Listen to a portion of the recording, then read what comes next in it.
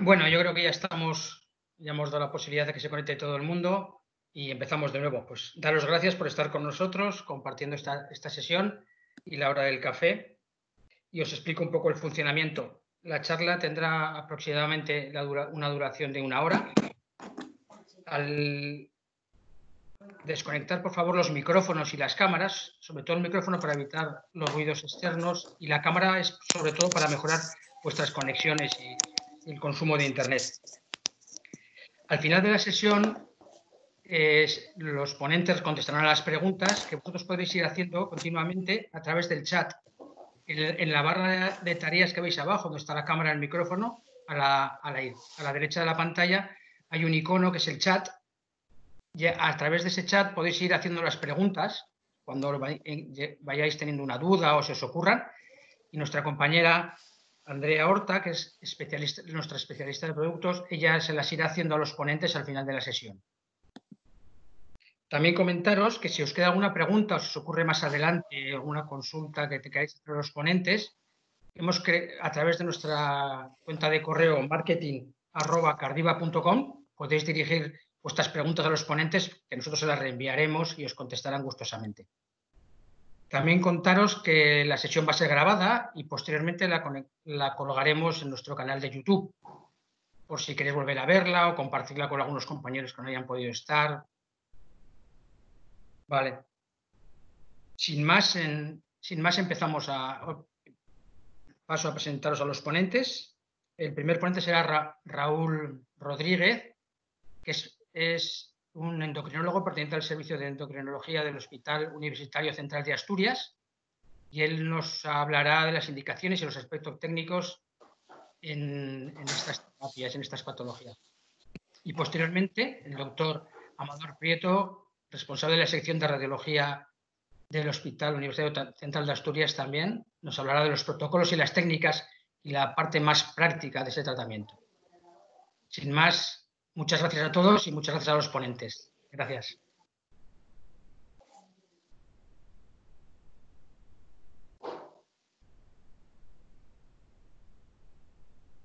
Raúl, cuando quieras.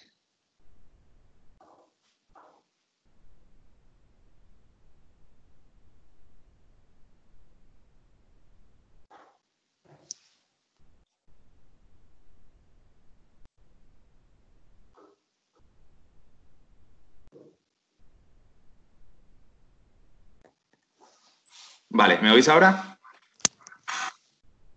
Sí, perfectamente. Vale, Sí. en algún momento se me canceló lo del micrófono. Vamos a ver. La presentación sea... Sí, está muy bien. Lo quité para poder conectar el micrófono. Vale, perfecto. Vale. Ahora estamos, ¿no? Sí, perfecto. Vale, muy bien. Bueno, pues buenas tardes. Lo primero, gracias por pasar con nosotros este ratito y agradecer a Cardiva la oportunidad de organizar esta charla y contar nuestra experiencia. Y, por supuesto, muchísimas gracias a todo el equipo de radiología y de endocrinología del hospital, que gracias a su trabajo podemos estar el doctor Amador Prieto y yo contándoos nuestra experiencia en esto de la ablación por radiofrecuencia. Como se me ha presentado, yo soy endocrinólogo y en nuestra consulta es muy frecuente esto. Motivo de consulta, bulto en el cuello. Una de las frases más repetidas es: me estaba echando crema en el cuello cuando... Como endocrinólogo se nos plantea dos dudas. En primer lugar, ¿cómo estará la función de ese tiroides? Y si ese bulto está en el cuello, ¿cómo será su estructura? No es motivo de esta charla hablar sobre la función del tiroides, pero básicamente lo que haríamos sería pedir una analítica y con la TSH valorar cómo está la función. Con respecto a la estructura, haríamos una palpación tiroidea y muy probablemente haríamos una ecografía. Si tenemos la suerte de tener un ecógrafo a mano, lo haríamos nosotros, y si no, remitimos al paciente a radiología. Por resumirlo, en la ecografía verán las características del nódulo, que imaginemos sí que está en el tiroides, y nos dirán si sugiere benignidad o si, por el contrario, hay alguna prueba más que hacer para tratar de discernir si puede ser o no benigno o maligno, como por ejemplo la PAF.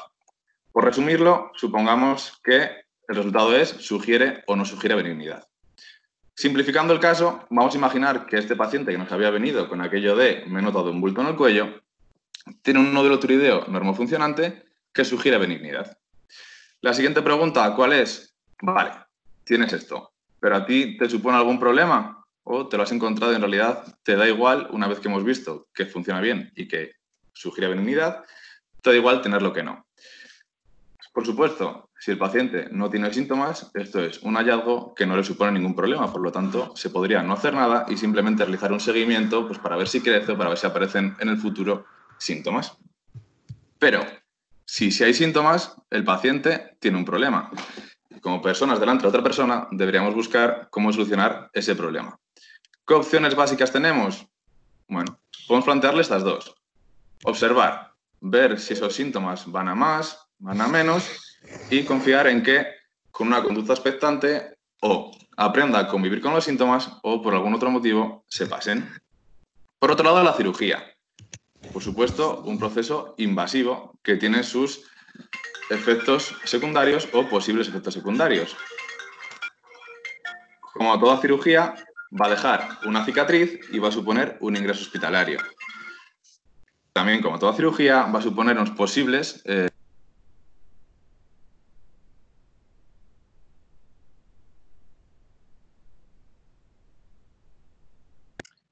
Se ha ido el sonido.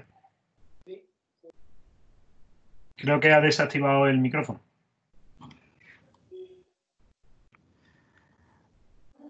Raúl. A ver, no sé por qué se me salta el micrófono automáticamente. Sí, ya está. Por favor, desconectar todos el micrófono. Mami, si te voy el móvil ahí.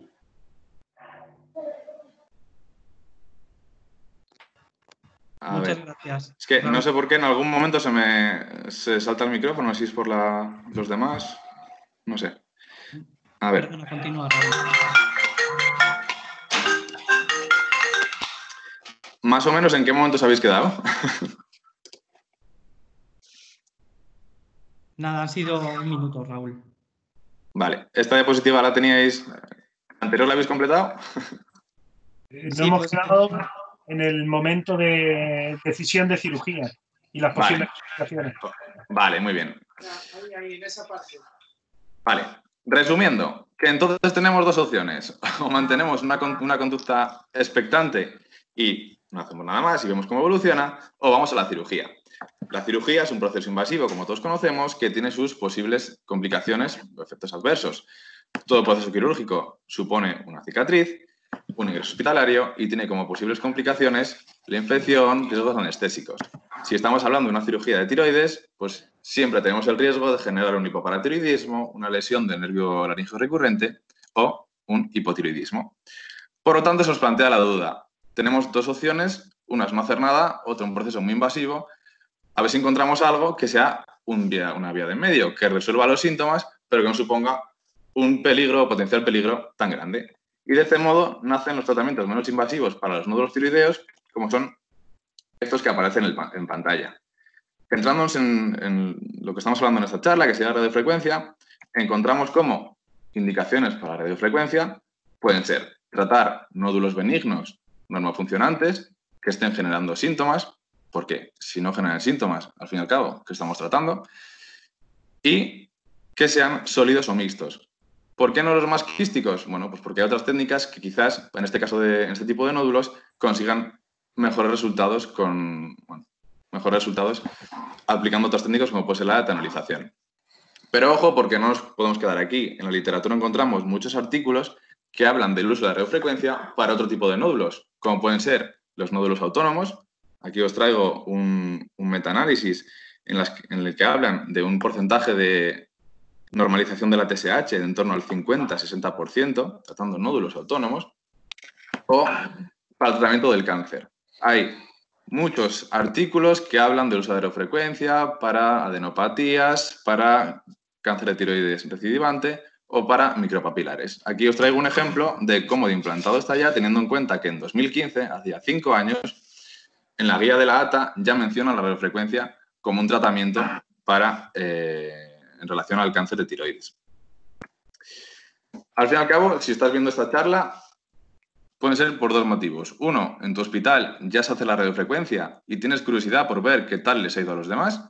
O dos, en tu hospital no se hace la radiofrecuencia y lo que te interesa es ver si funciona, ver cómo se hace para ver si lo implantas.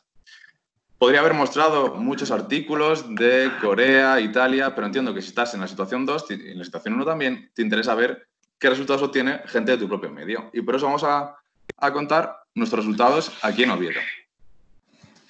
Empezamos la técnica en 2016 y los pacientes incluidos en esta revisión son los que se hicieron hasta, incluyendo 2019. La última actualización de datos en febrero de 2020. Son en total 72 pacientes, la mayoría mujeres, con una mediana de edad de 50 años. Un tamaño de los nódulos bastante repartido, al igual que su composición, y una función tiroidea predominantemente en eutiroidismo, es decir, la función tiroidea era normal. Por supuesto, una cosa a valorar, como no puede ser de otra manera, es si se consigue reducción o no del volumen del nódulo. Para ello lo que miramos es cuánto porcentaje de reducción se ha conseguido en cada momento del seguimiento, teniendo en cuenta, por supuesto, de dónde partíamos. Y lo que vemos es que en la revisión del primer mes, en la ecografía del primer mes después de la radiofrecuencia, vemos como la mediana de reducción sería el 33%, que aumenta hasta prácticamente la mitad, haber conseguido la reducción de la mitad del tamaño del nódulo a los 3 meses, y aumenta un poco más hasta el 6º mes, manteniéndose estable hasta el año. No incluido en esta tabla la revisión que tenemos en torno a los 18 o 24 meses, porque son 11 pacientes y me parece un poco escaso para sacar conclusiones, pero en este punto tendríamos una mediana del 72%. Es decir, no solo no vuelven a crecer, sino que encima, a pesar de no hacer un segundo tratamiento con radiofrecuencia, siguen disminuyendo el tamaño. Por lo tanto, se consigue una reducción marcada del tamaño, rápida y de una cuantía importante. ¿Estos resultados que obtenemos nosotros son diferentes a otros de nuestro medio? Pues no. Hace pocos meses, en Endocrinología, Diabetes y Nutrición, salió esta publicación del Hospital San Carlos de Madrid, en el que ellos parten de un tamaño nodular de 25,4, muy similar a nuestro 25, y al año tienen una mediana de 9,9. Si aplicamos en porcentaje, tal y como lo medimos nosotros, también sería una reducción de en torno al 60%. Muy similar todos los datos a los nuestros. Por lo tanto, parece que estamos ahí en la media. Podemos mirar también... ¿Sí? ¿Se me oye? Sí, te oye bien, sí, sí. Vale. Podemos clasificar también a los pacientes en función del porcentaje de reducción conseguido. Hay algunos artículos que hablan de éxito en el tratamiento si se consigue una reducción del nódulo de al menos el 50%. Bueno, pues vemos que más de la mitad de los pacientes han conseguido una disminución de al menos el 50% a los 6 meses del tratamiento. Por lo tanto, hablaríamos de éxito en más de la mitad de los pacientes. En la literatura se revisa qué nódulos van a beneficiarse más del tratamiento, según sus características. Una de estas características es el volumen inicial. Esto lo hemos comprobado nosotros a ver qué tal nos ha ido. Y lo que vemos es que sí que existe una tendencia en la que los nódulos más pequeños consiguen una reducción porcentual mayor que aquellos de mayor tamaño. ¿Es esto lo que dice la literatura? Pues sí. Os traigo este ejemplo en el que quiero que veáis dos cosas. Por un lado, que al año de seguimiento consiguen una reducción porcentual muy similar a la nuestra, y este estudio es de más de 100 pacientes. Y por otro lado, que aquellos con un volumen menor consiguen una reducción mayor. Así que parece que encaja también. Los más pequeños responden mejor. Y con respecto a si los sólidos o los mixtos consiguen una reducción mayor, aquí tenemos esta gráfica en la que vemos cómo los mixtos es cierto que consiguen una reducción porcentual mayor que los sólidos. Pero, ojo, porque siempre que os presenten un estudio, hay que fijaros en qué escala os presentan las gráficas. Vemos cómo, aplicando una escala diferente, más real, la diferencia clínicamente, dudosamente, es significativa. Por lo tanto, ¿esto nos va a cambiar la indicación, tanto lo del tamaño inicial como la composición? Probablemente no. Es un dato a tener en cuenta, pero la indicación está tanto para pequeños como para grandes, como para sólidos y mixtos. De todos modos, comparando con otros resultados, vemos cómo la literatura también dice esto. Aquellos que tienen menos cantidad de parte sólida, digamos, tienen una respuesta mayor. Ojo a este estudio en el que se aprecia cómo la reducción porcentual al año anda en el 90%. Por eso os decía que si estáis en el grupo 2, aquellos que están pensando en utilizar la radiofrecuencia, casi mejor fijarse en los de nuestro propio medio, a ver qué tal les ha ido, que no irse muy allá para ver en otros medios, porque igual los resultados que obtiene luego son un poco diferentes. Estamos usando una técnica que lo que pretende es sustituir a no hacer nada o a la cirugía. Vamos a ver cuántos de nuestros pacientes necesitaron hacer algo más que no fuera esta primera radiofrecuencia. Vemos que de nuestros 72, 68 no han necesitado ningún otro tratamiento. De estos 4, 2 hicieron una hemitiroidectomía. He revisado los casos y estos 2 pacientes habían logrado una reducción de en torno del 60%. Sin embargo, siguen presentando síntomas. En este sentido, de acuerdo con su clínico, decidieron hacer la hemitiroidectomía. Y por contra, 2 pacientes realizaron una segunda radiofrecuencia sobre el mismo nódulo ya tratado. Uno de ellos había presentado una reducción también del 60%, pero se consideró que podía beneficiarse aún más y se repitió. Y el otro caso había conseguido una reducción de solo el 14% y por eso se mandó a repetir a ver si conseguía una mejor respuesta. De todos modos, como vemos, la gran mayoría no necesitan otra técnica terapéutica.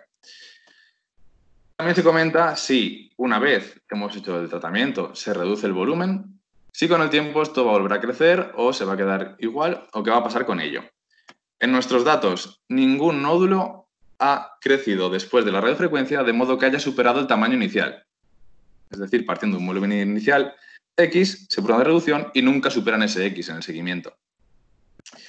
Y también se habla de, vale, que no superen el tamaño inicial, pero pueden disminuir y luego crecer.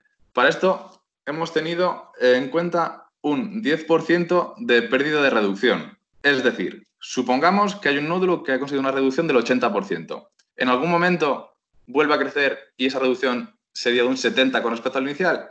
Hemos aplicado este 10% para minimizar las variaciones de la ecografía.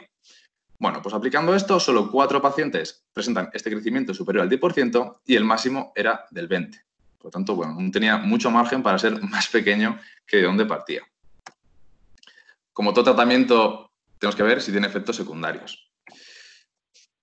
Hemos tenido en cuenta para esto las revisiones, los informes clínicos que se van produciendo en cada visita ecográfica y en la consulta de endocrino. Y de los 72, 66 pacientes no comentaban ninguna complicación.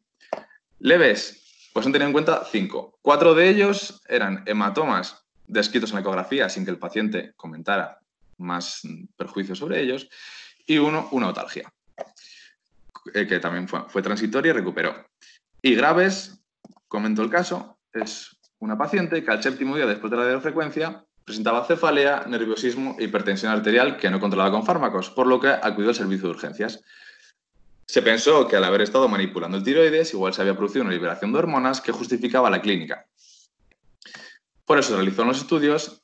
Aquí, el 7 días posterior a la radiofrecuencia sería justamente el día que vino urgencias y vemos como siempre mantiene unos buenos niveles de hormonotiroidea, por lo tanto no era esta la causa y de hecho el cuadro clínico se compensó, se trató, mejoró con el uso de ansiolíticos. En este estudio solo hemos incluido los pacientes que realizaban una primera radiofrecuencia, no aquellos 2 casos que repetían. Pero en uno de esos casos se produjo una complicación que es muy, muy rara, que es un síndrome de Horner asociado al uso de radiofrecuencia. Es una complicación muy, muy rara, es extraordinaria. Parece que se habla si puede ser por algún tipo de lesión en el nervio vago por una posición anómala. Y esta paciente, un año después de aquel síndrome de Horner, ha conseguido una recuperación prácticamente total.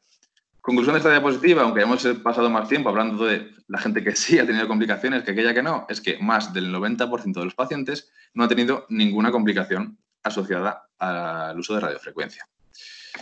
Estamos hablando del tiroides, hormona que produce hormonas, por supuesto. Vamos a ver si enredar en él te cambia el funcionamiento hormonal. Tenemos datos de los 72 iniciales de 60 pacientes que tuviéramos TSH anterior y posterior. ¿Y esos 12 qué pasó? Bueno, pues que sabemos que los pacientes son como las personas. Cuando le das lo que quiere, igual desaparece. Pues tenemos estos 57 pacientes que tenían TSH anterior y posterior, siendo la anterior en eutiroidismo, función de tiroidea normal. La inmensa mayoría presentaban una función de tiroidea normal en el seguimiento posterior, mientras que 5%, que eran 3 pacientes, habían pasado a una situación de hipotiroidismo. Ninguno con una TSH por encima de 10, ninguno con indicación de tratamiento en este sentido, pero sí que se hizo tratamiento en una chica porque era joven y había posibilidad de embarazo. Pero bueno, en principio no hubo ninguna descompensación manifiesta de la TSH que requiriera tratamiento de por sí. Y el único caso que tuvimos de hipertiroidismo, dudoso cuanto menos, era una paciente con una TSH que siempre fluctúa en valores bajos de la normalidad y que a día de hoy está en normofunción sin tratamiento con tirodril ni fármacos del estilo. Anecdóticamente, los otros 3 pacientes, bueno, los hipotiroideos se mantuvieron ahí y la única hipertiroidea subclínica que entró en el estudio normalizó la situación. Por lo tanto, el tratamiento con radiofrecuencia tampoco supone una alteración en el funcionamiento del tiroides.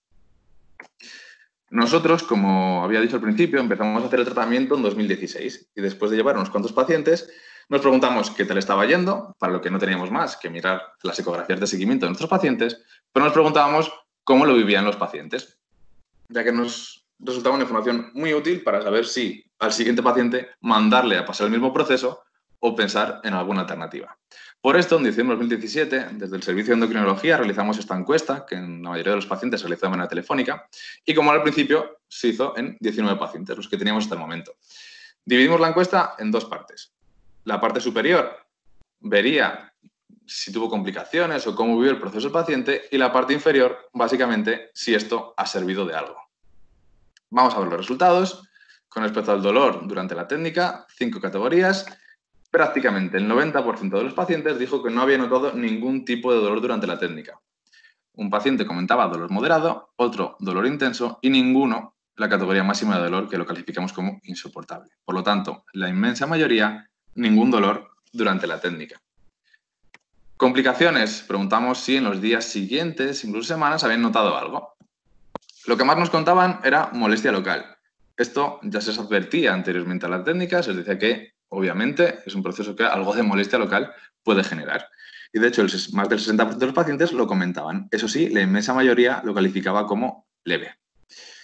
Un cuarto comentaban sensación de hematoma, también la mayoría leve, y un paciente algo de dificultad en la deglución, también leve y transitoria. Es decir, vimos las complicaciones que esperábamos ver, es decir, algo de molestia en la zona y quizás algún pequeño hematoma, pero la gran mayoría leve. Por lo tanto, esto también nos dejaba contentos en relación a la seguridad que nos transmitía la técnica. La parte de después de todo, señora, ¿esto te ha valido para algo? ¿Ha mejorado tu estado? Vamos a ver. ¿Sensación subjetiva de mejoría? ¿Sí o no? El 100% de nuestros pacientes dijeron que sí, que habían notado que había mejorado la alteración que tenían en el cuello. ¿En qué les preguntábamos? Bueno, pues en la sensación de bulto, en estética, disfagia, fueron las opciones más marcadas. Siguiente pregunta. ¿Nivel de satisfacción? Pues estos resultados obtuvimos. Prácticamente el 80% de los pacientes eligieron la categoría máxima de satisfacción que planteábamos. 2 pacientes dijeron satisfecho y 2 pacientes satisfacción intermedia. Una vez marcada la opción en la encuesta, aprovechaba para preguntarles ya libremente que me contaran cómo lo habían vivido. Y os puedo decir que uno de estos 2 pacientes que marcó la satisfacción intermedia, lo que me comentaba es que está muy contento, muy contento, que notaba una gran mejoría, pero que esperaba más. Bueno, satisfacción intermedia quedó marcado ahí. Y por último, si en caso de que fuera necesario, usted repetiría el tratamiento, el 100% de los pacientes dijeron que sí, que repetirían el tratamiento una vez más. Por lo tanto, ¿parece que la radiofrecuencia funciona? Sí. ¿Parece que seguro? Sí.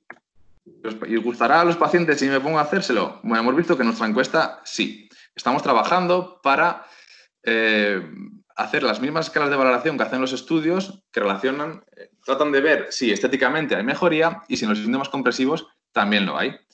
Nosotros en este momento estamos haciéndolo y como estamos haciéndolo no puedo presentar los datos. Pero para ello voy a enseñar datos de otros estudios, en el que sí se va viendo cómo en los síntomas en el cuello, a medida que avanza el seguimiento, se van reduciendo tanto los síntomas compresivos como los síntomas cosméticos.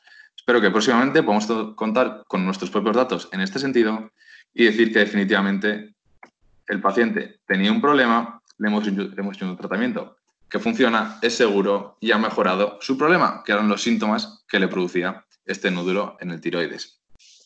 Tanto es así que ya hay alguna publicación que comenta si el tratamiento con radiofrecuencia para los nódulos de tiroides benignos debiera dejar de ser una alternativa a la cirugía para convertirse en la primera opción de tratamiento. Sin más, este es nuestro centro y doy paso ahora al doctor Amador Prieto para que comente la parte más relacionada con la técnica, la parte más relacionada con la radiología.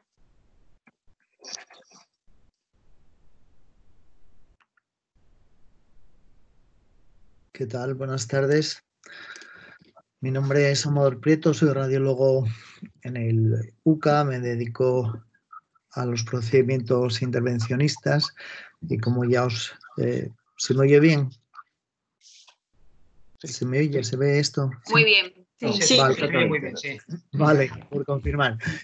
Y como comentó ya Raúl, vamos camino de 4 años desde que empezamos a realizar tratamientos con radiofrecuencia de las lesiones tiroideas benignas. Estamos ya próximos a los 90 casos realizados. Y yo os voy a contar un poco la parte, digamos, más práctica de qué consiste la técnica y cómo la hacemos. Bueno, a modo de introducción, de que estamos hablando de una patología muy frecuente. Si entre vosotros hay endocrinos, pues ya lo sabéis, pero bueno, los nódulos tiroides benignos son algo extraordinariamente frecuentes, de tal manera que casi en un 70% de las ecografías cervicales que se realizan, la gente tiene algún nódulo tiroideo. Las opciones de tratamiento que teníamos hasta ahora, pues la clásica es la cirugía, también había tratamientos supresores con hormonas, las etanolizaciones, que básicamente se siguen haciendo en las lesiones quísticas, pero no son muy eficaces en las sólidas. Hay otras técnicas que se utilizan, por ejemplo, el láser es algo que a veces se utiliza sobre todo en clínicas privadas o en algunos sitios, que en general no suelen tener muy buen resultado. Amador, disculpa, soy Alex. No se ve la presentación, ¿eh? Oh, no, se vale. te ve a ti. Pues muy mal, pero tenías que haberme avisado. Bueno, tampoco he puesto nada especial. Un segundo.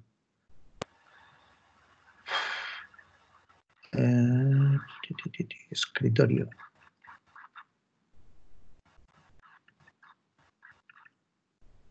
¿Ahora? Ahora sí. Ahora sí. Ahora perfecto. Bueno, no había habido fotos, con lo cual no os perdisteis el momento. Estábamos hablando de los distintos tratamientos que se han utilizado y se utilizan. Hablábamos de la coagulación con láser y os comentaba que habitualmente no es una técnica demasiado eficaz porque consigue alcanzar poca temperatura. La radiofrecuencia o los microondas alcanzan hasta 100 grados de temperatura. Un poco el mecanismo de actuación de estos tratamientos es que la cicatriz que se produce después de esa quemadura es lo que realmente hace disminuir el tamaño de los nódulos. Si tú no consigues un calor suficiente, pues el láser sube a 50, 60 grados, eso hace que no genere luego una cicatriz y por lo tanto no disminuya. Y entonces, en el cuello, en el tiroides, como en otros órganos como hígado, riñones y tal, donde digamos están más extendidas estas técnicas, pues lo que más está utilizando son tanto el microondas como la radiofrecuencia. Nosotros en el tiroides utilizamos la radiofrecuencia y antes de hablar de lo nuestro, vamos a hablar de la alternativa hasta ahora, que siempre era la cirugía. ¿Qué implica la cirugía? Para tratar, no olvidemos, una lesión benigna, aunque como dijo Raúl, ya hay indicaciones o sitios donde se está empezando a tratar en determinadas patologías malignas, como nosotros hemos hecho un par de casos de una recidiva local, de un cáncer de tiroides, y también hemos tratado un ganglio supraclavicular también de un cáncer, pero ese sería otro tema. Hoy estamos hablando de la patología benigna del tiroides. Entonces estamos hasta ahora tratándola con cirugía para tratar una patología benigna y que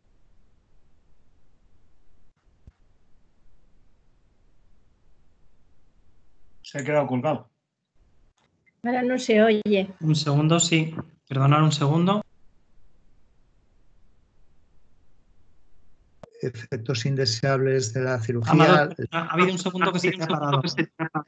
¿Se ha parado? Sí, ¿Se me oye ahora? sí, ahora perfectamente. Ahora se te oye, sí. Vale, gracias. Una de las principales complicaciones de la cirugía que son relativamente graves, la parálisis de la cuerda vocal hasta un 3%. También pueden quedar hipotiroideos estos pacientes y luego temas económicos y organizativos como que requieren una hospitalización. Conlleva una cicatriz, que suele ser una cicatriz bastante llamativa y en cuanto al coste, es un coste elevado como cualquier cirugía. Esta sería la cicatriz estándar que queda después de una tiroidectomía. Aquí tenemos una radiofrecuencia. La radiofrecuencia es un pinchazo en la piel, son agujas 18G, una aguja relativamente fina que habitualmente no deja ninguna cicatriz visible en la piel. Entonces, los tratamientos ablativos surgen como alternativa a la cirugía, son técnicas mínimamente invasivas, percutáneas, una aguja, un pinchazo en la piel y, muy importante, guiadas por imagen, en este caso por ecografía. Es decir, el cuello es un territorio donde pasan estructuras muy importantes, vasos, nervios, la vía aérea, la vía digestiva. Entonces tenemos que trabajar con cuidado. Aunque estemos manejando una aguja, tenemos que en todo momento tener un control absoluto de dónde tenemos la punta de la aguja y para eso es importante que estemos familiarizados con los procedimientos de intervencionistas guiados por imagen. La radiofrecuencia, ¿en qué consiste? Pues consiste en la aplicación de una corriente alterna de alta frecuencia en el interior del tejido tumoral. Atravesamos el nódulo y ponemos a... Lo que hace es que produce un calentamiento progresivo de los tejidos debido a la fricción por movimiento de iones, alcanza temperaturas entre 60 y 100 grados centígrados y consigue habitualmente áreas de necrosis homogénea y predecible, que es importante saber cuánto trozo vamos a quemar, ir reposicionando, luego lo veremos, la punta de la aguja hasta que consigamos quemar el nódulo completamente. En las indicaciones, pues ya habló un poco Raúl, pues pueden ser múltiples, desde síntomas compresivos a problemas cosméticos.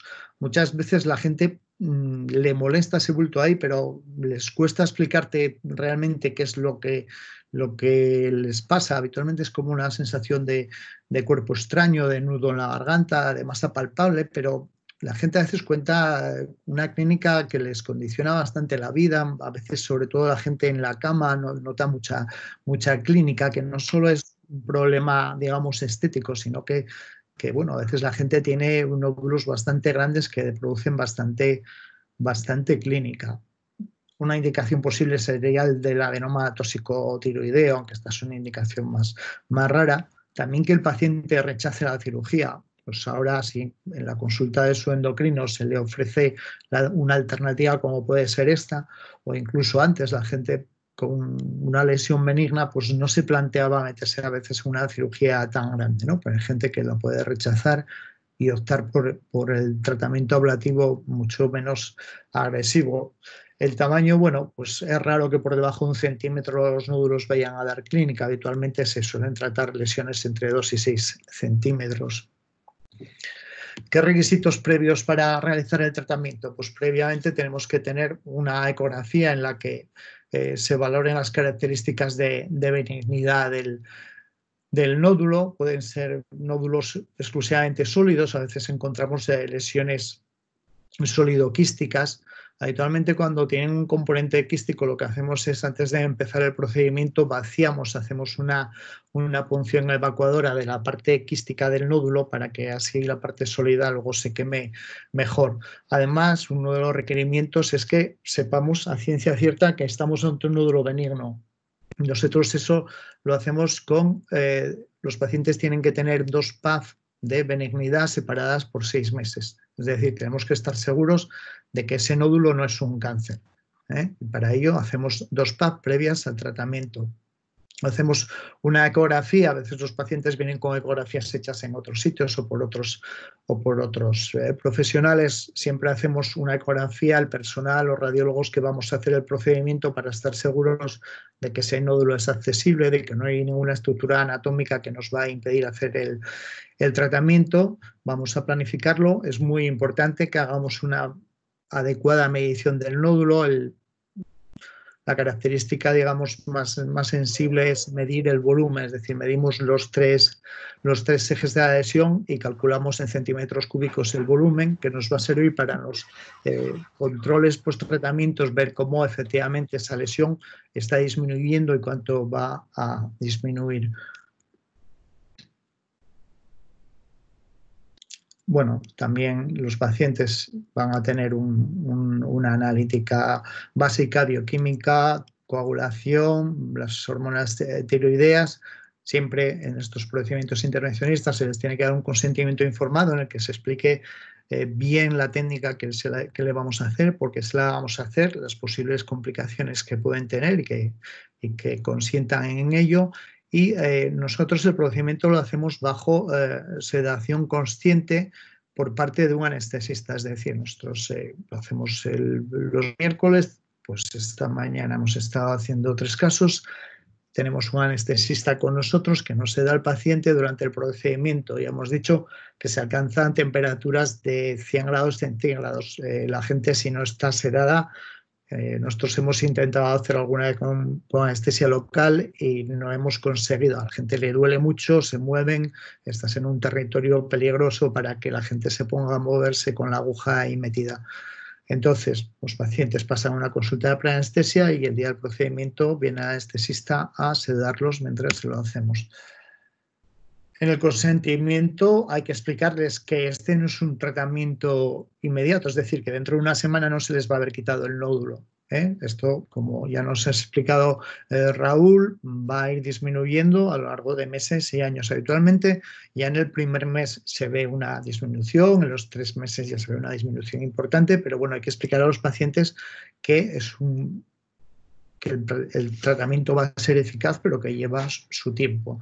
A veces podría necesitarse varias sesiones. A veces hay gente que tiene nódulos muy, muy grandes y que no se puede hacer en una única sesión. También hay que explicarle, como ya dijimos, aunque es raro, que pueden volver a recrecer el nódulo o incluso a aparecer nuevos nódulos en el contexto de su bocio multinodular, ¿no? Y las complicaciones, que la más habitual pues es el dolor postprocedimiento. Lógicamente hay un proceso inflamatorio ahí después del calor y tal, y otro tipo de complicaciones. ¿Cómo lo hacemos? El paciente está tumbado en una camilla, nosotros lo hacemos en una sala de ecografía, lo va a sedar el anestesista. Además aplicamos anestesia local en el punto de punción. A veces se puede hacer una mínima incisión en la piel con la punta de una hoja de bisturí. Las agujas de radiofrecuencia suelen tener una punta activa de 1 centímetro, centímetro y medio o 2, dependiendo del tamaño que uno quiera hacer. Si tienes una punta activa de 1, vas a hacer una ablación de 1 centímetro y vas superponiendo sucesivamente. Dependiendo del tamaño, elegiremos una u otra. Muy importante, el acceso siempre tiene que ser transísmico. Luego os pondré unas imágenes para explicar por qué tiene que ser así. Utilizamos lo que se denomina la técnica de manos libres. Si lo que os comentaba, si hay un componente quístico importante, siempre se aspira y bueno, se empieza habitualmente por potencias bajas y se va, digamos, calentando progresivamente el tejido, intentando no pasar de 60 vatios de potencia del equipo.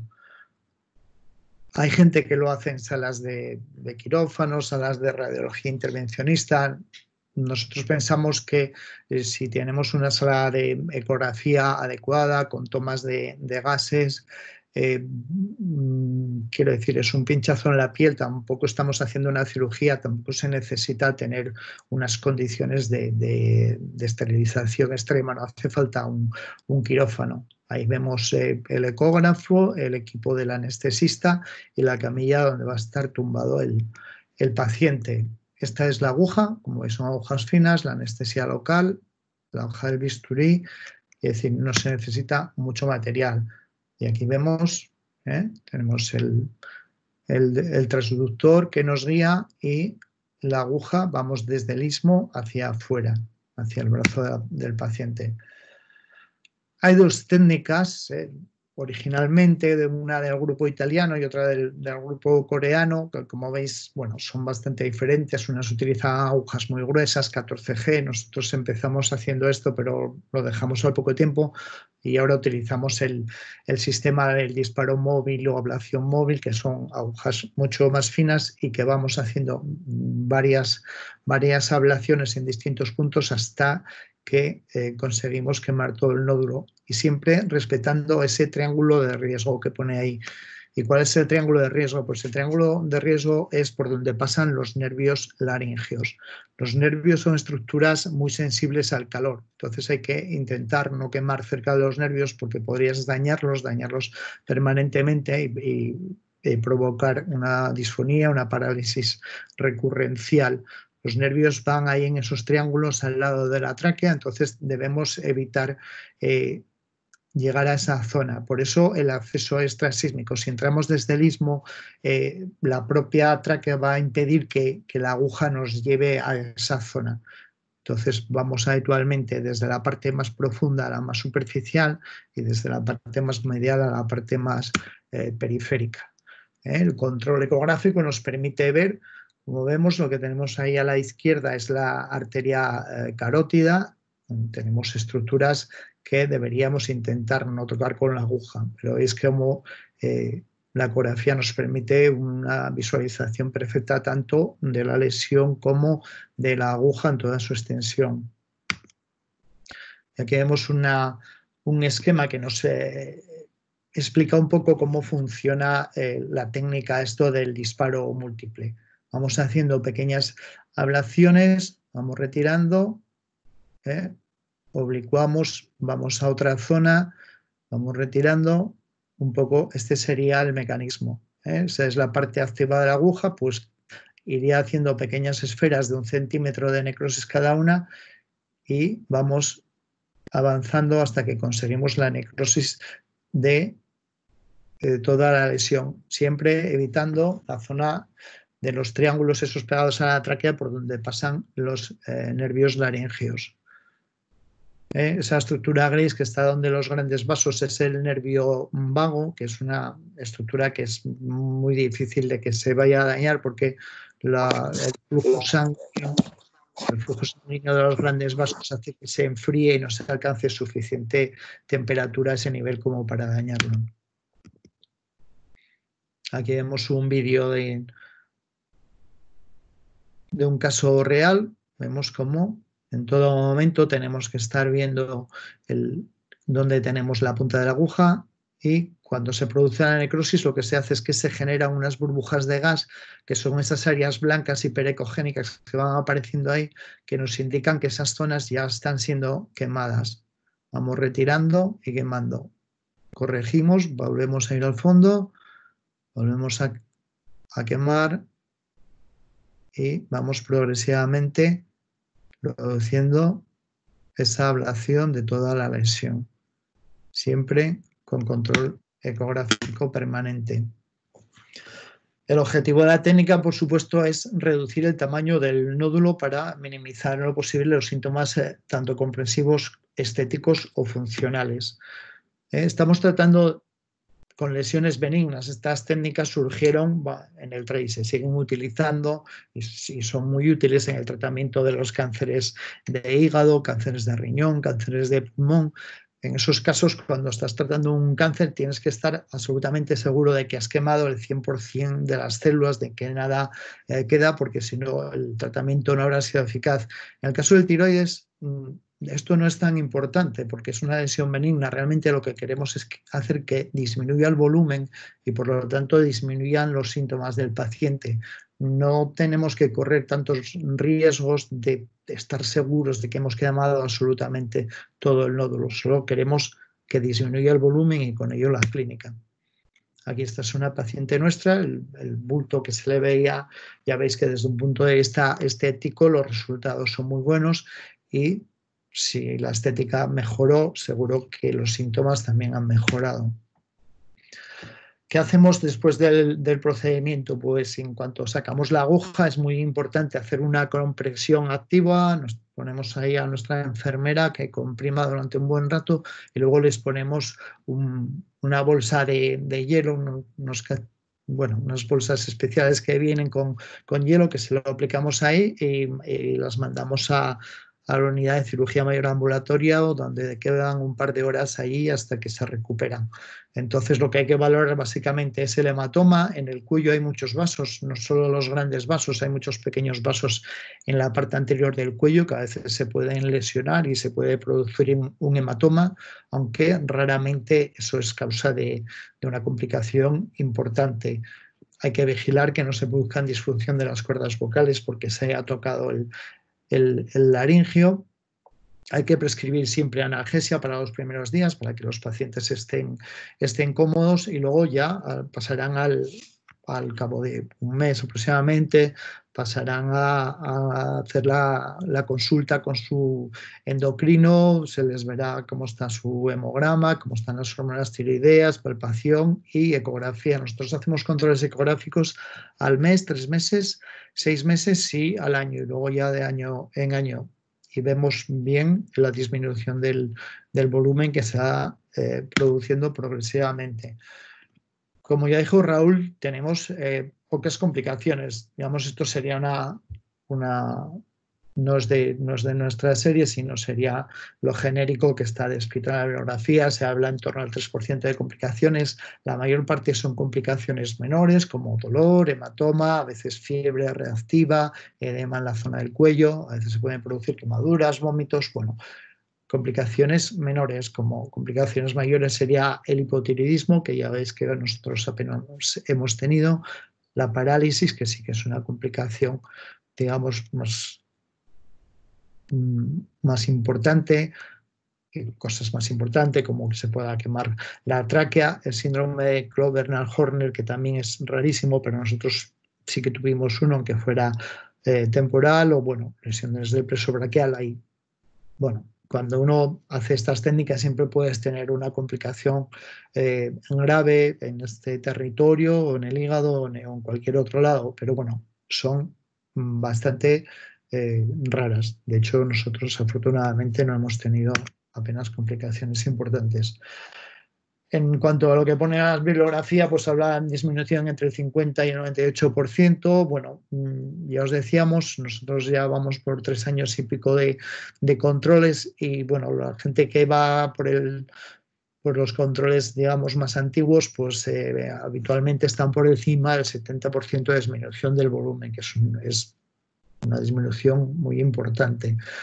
Explicarle bien a la gente que esa disminución va a ser gradual, que se produce más rápido al principio, pero puede durar hasta 2 años de disminución.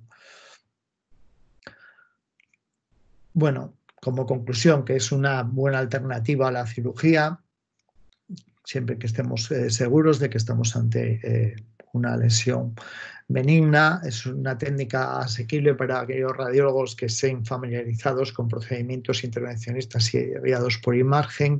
Por supuesto, acorta la estancia hospitalaria y las complicaciones, disminuye el gasto por proceso y las complicaciones son mínimas.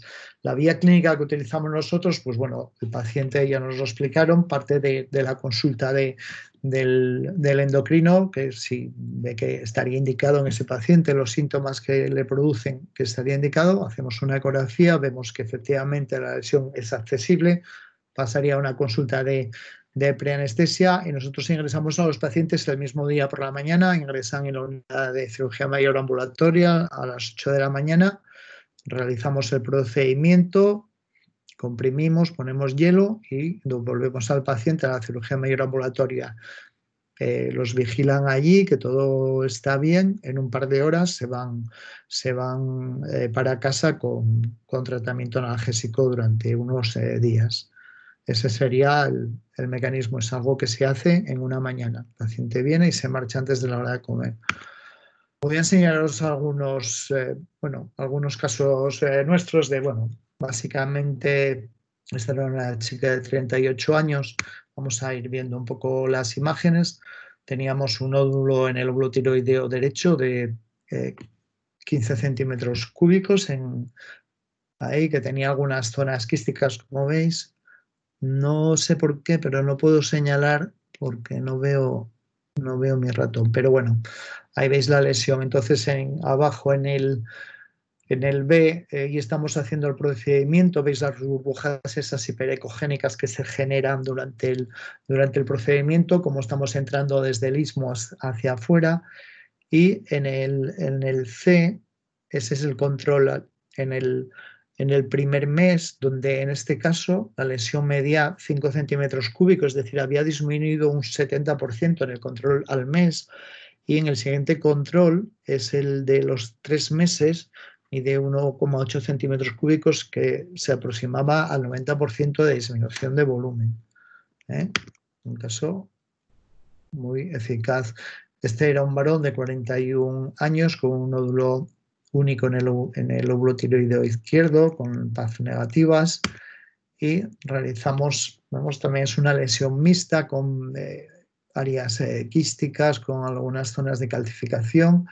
Era un nódulo más pequeño, de 3,6 centímetros cúbicos, y ahí vemos en el control del primer mes pasó a medir 1,7 centímetros cúbicos, que era una reducción en torno al 50%, y en el control a los 3 meses veis que es una lesión muy pequeñita, que no llegaba al centímetro cúbico, que implicaba una reducción con respecto al origen del 80% de disminución del volumen.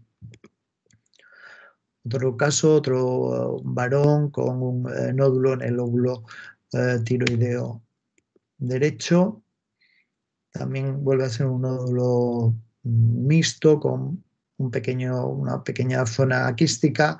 Cuando las zonas quísticas son pequeñas no las solemos sacar, quiere decir que extraemos cuando hay un componente quístico más grande. En general esto pues le hacemos directamente la radiofrecuencia. Está en una lesión muy grande, fíjate que medía 78 centímetros cúbicos originalmente, y en el primer mes pasó a medir 27 centímetros cúbicos, que era una reducción del 70%. Y en el control a los 3 meses, sin embargo, apenas había cambiado, seguía midiendo 27 centímetros cúbicos, aunque posteriormente siguió disminuyendo más lentamente. Otro caso, varón de 73 años. Tenemos una lesión una lesión sólida en este caso, que medía 5 centímetros cúbicos. Aquí no tenemos el control del mes, solo tenemos el control de los 3 meses, en el que había disminuido un 64% de tamaño. Pues nada, como resumen ya termino. Repetir un poco lo que comentó Raúl. La radiofrecuencia es una técnica eficaz que consigue una marcada disminución del tamaño de los nódulos, que la disminución, como habéis visto en estos casos, ya es evidente desde el primer control mensual. Es muy raro que necesitemos una segunda radiofrecuencia, salvo aquellos pocos casos que por la razón que sea no disminuyen. A partir del tercer mes la mayoría ya superan el 50%. En general en nuestra serie no ha habido mucha diferencia en cuanto a resultados entre los nódulos estrictamente sólidos y los mixtos. La función tiroidea no suele afectarse y la mayoría de los pacientes no presentan complicaciones. Y eso era un poco lo que os quería decir. Para rematar, yo creo que es importante para obtener buenos resultados, por supuesto que la gente que haga el procedimiento tenga experiencia, que sean que el tiroides es un órgano superficial y tal. Estas técnicas yo creo que hay que tenerles respeto. En el cuello hay muchas estructuras digamos, delicadas. Estás hablando de que estás quemando a 100 grados centígrados. Y por otra parte es importante trabajar siempre de la mano con los clínicos con los radiólogos. Es decir, cuanta mejor relación tengamos con los clínicos y ellos con nosotros a la hora de hacer los protocolos del seguimiento, de la indicación y del manejo de los pacientes, mucho mejor van a ir las cosas para los pacientes y mucho mejores resultados vamos a tener. Y era un poco lo que os quería contar. Gracias. Muy buenas, muchísimas gracias a los dos por vuestra presentación. Y yo creo que hay algunas preguntas. Andrea tendrá preparadas. Sí, hola, buenas tardes. Bueno, soy Andrea. Muchísimas gracias a ambos ponentes. Creo que las presentaciones han sido excelentes. Y bueno, hay algunas preguntas. Os las voy a ir formulando y ya independientemente pues puede contestar o tanto el doctor Raúl Rodríguez o el doctor Amadora Prieto, porque hay para los dos. Entonces, la primera pregunta la formula Julián del Cerro, que es radiólogo intervencionista en Guadalajara, y dice que si tenéis datos de la disminución de costes de esta técnica frente a la cirugía.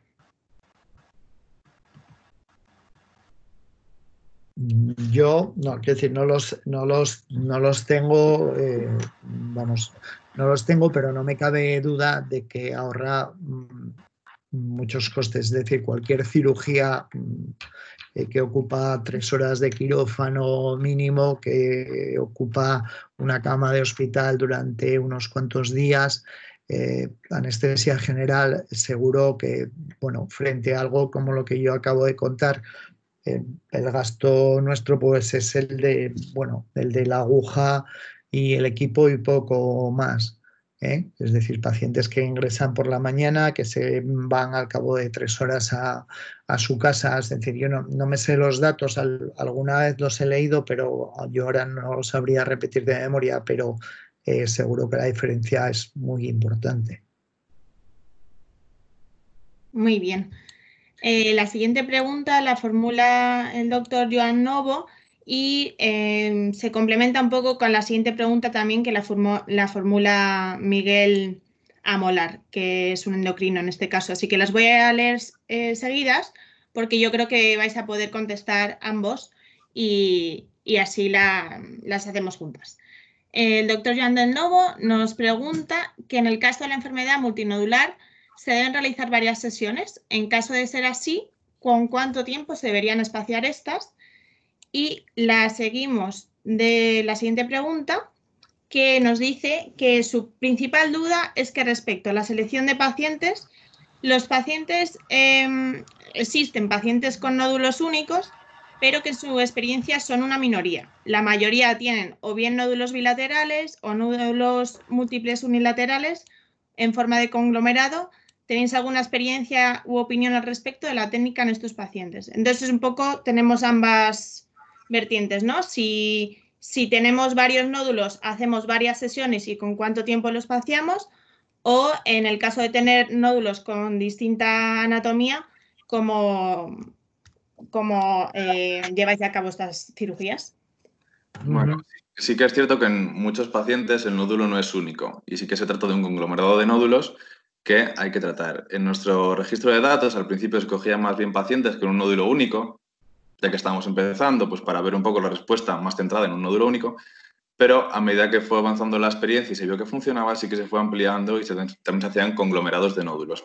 Los pacientes que tenían estas características, el análisis de datos se ha cogiendo el conjunto de la estructura de nódulos, aunque sí que se toque muchos de ellos, como confirmará, imagino, el doctor Prieto, se hacía en la misma sesión de radioterapia tratamiento sobre varios de los nódulos y luego se hacía el seguimiento viendo cómo evolucionaba el conjunto de la estructura. Sí, yo en cuanto a eso, decir que lo que hablábamos antes, la mayoría de las gentes tienen más de un nódulo. Por ejemplo, yo hoy de los 3 que hice esta mañana, todos tenían un nódulo, pero habitualmente la gente suele tener un nódulo dominante, que es el que, digamos, les da clínica, les incordia y tal. Pues, por ejemplo, los 3 que hice esta mañana, los 3 tenían pequeños nodulitos en el lóbulo contralateral, pero tenían uno más grande, de 3 centímetros, de 4, de 5 centímetros, que es el que tratamos. Nosotros intentamos tratar el nódulo que más molesta al paciente y tal. Y en cuanto a si se tratan, nunca tratamos a la vez nódulos en la misma sesión, nódulos situados en los 2 lóbulos, porque sería peligroso, porque si tienes una complicación, tienes en los dos lóbulos, pues lo haríamos en dos momentos diferentes. Como estamos hablando de una lesión benigna y tampoco tenemos tanta prisa, no pasa nada por esperar un mes y tratarle el otro si es que tiene un nódulo de suficiente entidad. Vuelvo a repetir lo de antes, no estamos hablando de un cáncer, no pasa nada que el paciente tenga un nódulo de 7 milímetros o de 1 centímetro, de 1,5 centímetros y no se trate, porque realmente no se trata de quitarle los nódulos, se trata de quitarle el nódulo grande que le da más clínica. Quiero decir, otra cosa es el megabocio multinodular, que en ese caso yo creo que no estaría indicada esta técnica. Pero sí que hay mucha gente que a pesar de tener varios nódulos, la mayoría son pequeñitos, pero tienen uno ahí de 5 centímetros, que es el que les está engordeando bastante. A veces gente joven, chicas jóvenes, que tienen ahí esos bultos que yo creo que sí se siguen viendo. No es que sea un nódulo único, que vale, tendrán 3 o 4 o 5, pero sí que tiene un único nódulo grande, que sería el que solemos tratar. Muy bien. En caso de ¿cuándo, en qué momento se establece la necesidad de retratamiento de un nódulo? Y bueno, en este caso Amador ha comentado que el volumen, bueno, hay varios volúmenes, ¿no?, de nódulos tratados, 3, 4, 5 centímetros, pero ¿cuál sería el volumen máximo que habéis tratado? ¿Hay algún criterio de exclusión? No. Quiero decir, a veces, bueno, como todo, al principio, bueno, pues cuando tienes menos experiencia, pues los nódulos grandes como que te dan más miedo y tal. Bueno, lo único que pasa, a veces no es tanto la limitación por la radiofrecuencia, es decir, por nosotros, como por anestesia. Es decir, a un paciente tampoco lo puedes tener en estado de sedación consciente durante más de media hora. Entonces, a veces, si la técnica para quemar un nódulo tan grande te va a llevar tanto tiempo, nosotros podríamos seguir haciéndolo, pero a veces el anestesista dice, no, hasta aquí. Y habría que hacerlo en 2 sesiones. Pero, bueno, el tamaño en sí mismo no sería una contraindicación para hacer la técnica. Te va a llevar más tiempo, te va a llevar más dedicación y tal. Pero si hay que hacerlo en 2 sesiones y volver a citarlo a los 15 días y hacer la otra mitad, pues se podría hacer. Nosotros, yo creo que alguno hemos tratado de 8 centímetros, cosas bastante grandes. Muy bien. La pregunta del seguimiento, de cuándo valorar una segunda radiofrecuencia, hablando con el paciente, básicamente. Le estamos tratando porque tiene unos síntomas que le molestan en el cuello. Por lo tanto, lo que tenemos que ver, una vez hecha la radiofrecuencia, es el seguimiento en ecografías y en la consulta, preguntarle si ha notado mejoría. Si el paciente sigue igual a los 3 meses, lo que se suele decir es, bueno, pues espere un poco más porque quizás este nódulo todavía está disminuyendo de tamaño. ¿Cuándo pondríamos el límite? Bueno, yo creo que por lo menos tenemos que esperar los 12 meses. Si a los 12 meses sigue teniendo unos síntomas que realmente le están molestando, es cuando habría que valorar si repetir la radiofrecuencia, esperar un poco más, a ver si se consigue una mayor disminución que mitigue los síntomas o valorar alguna otra alternativa. Pero por lo tanto es eso, hablando con el paciente, valorando sus síntomas y esperar al menos 12 meses desde la radiofrecuencia inicial. Perfecto. Otra de las preguntas dice, he visto que en los casos que expone Amador todos eran hiperplasia folicular. Supongo que se refiere a adenoma folicular. La pregunta que me genera es, ¿cómo estamos seguros que no es un carcinoma folicular solo con la citología? Lo digo porque la forma de saber que es cáncer o no es, como ya sabemos, si existe o no infiltración de la cápsula, lo que requiere una biopsia. ¿Solo con las 2 citologías separadas de 6 meses nos quedamos tranquilos? Bueno, sobre eso hay discusiones, al menos en nuestro hospital, sobre la PAF y la biopsia. Nuestros patólogos expresamente, no sé si a vuestro servicio fueron a decirlo, pero a nuestro sí, que prefieren la citología. Los patólogos de nuestro hospital prefieren la citología y no quieren que hagamos biopsias para mandarles un cilindro. Quiero decir, yo no lo sé.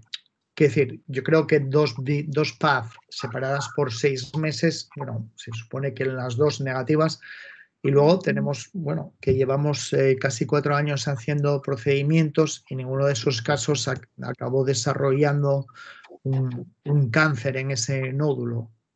Quiero decir, no lo sé, pero a día de hoy nuestros patólogos no quieren que hagamos una biopsia.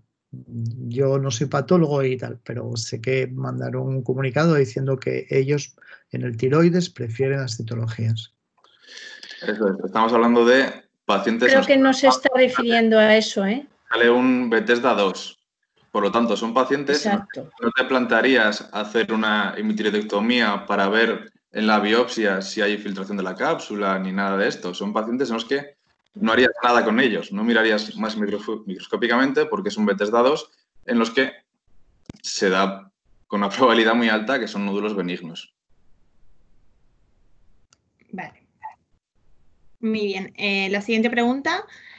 Con el paciente sedado, ¿cómo se vigila el laringeo recurrente? No se vigila.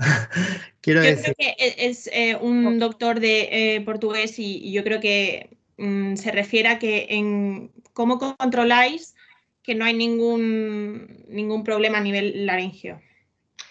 Amador, perdona, vuelvo a ser Alex. Si dejas de compartir la pantalla, en la presentación aparecerá mejor el diálogo arriba. Es que estamos viendo tu pantalla. vale.